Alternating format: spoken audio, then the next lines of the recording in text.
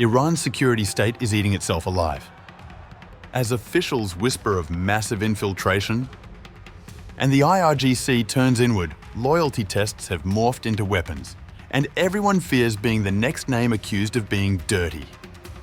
If no one can tell loyalty from sabotage, how does a regime survive its own paranoia?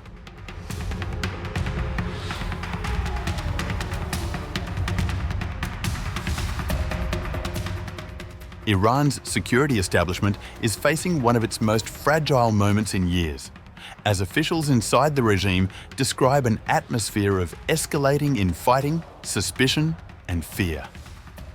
According to sources who spoke to The Telegraph, members of the Islamic Revolutionary Guard Corps and key security agencies are increasingly turning on one another, competing to prove their loyalty amid mounting concerns about Israeli infiltration following the 12-day war in June. Sources say fears are spreading across Iran's intelligence and security circles that individuals compromised by, or covertly working with, Israeli intelligence may be falsely accusing loyal officials of being traitors. One senior Iranian official, speaking to The Telegraph from Tehran, said, "Many officials, including within the SEPA, are doing everything they can to convince the system that they haven't done anything wrong, since it's obvious to everyone now that the Israelis have massively infiltrated several agencies." Analysts warn that this may form part of a wider attempt to remove trusted insiders from critical positions, weakening Iran's security system from within. The result is a climate in which it is becoming nearly impossible to distinguish genuine loyalty from deliberate sabotage, with false accusations now being used to settle personal scores or assist foreign interests.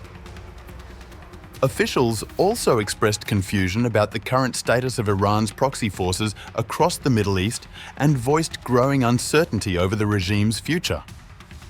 The unnamed senior official said that many within the IRGC are taking active steps to demonstrate their loyalty, a trend experts say risks undermining the force's cohesion and the regime's ability to respond effectively to future crises.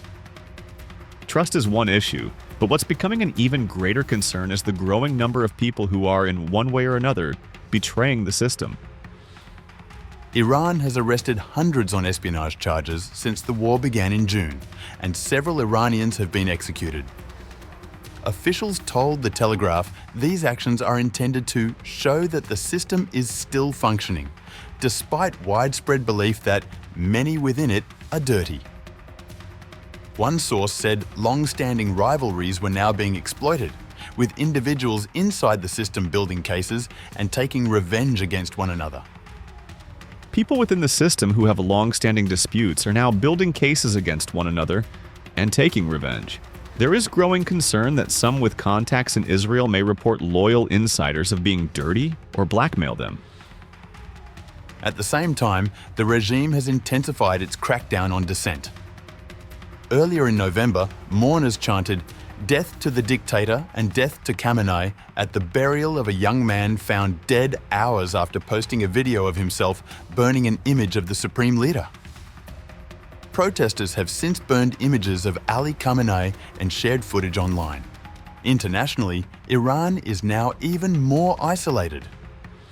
The re-imposition of UN sanctions following the collapse of the 2015 nuclear deal is draining its remaining economic resources, which leaves the regime with fewer tools to manage both foreign threats and domestic dissent. However, the regime remains stable, and experts believe there is no immediate danger of collapse, thanks largely to a broad rallying around the flag during and after the war with Israel.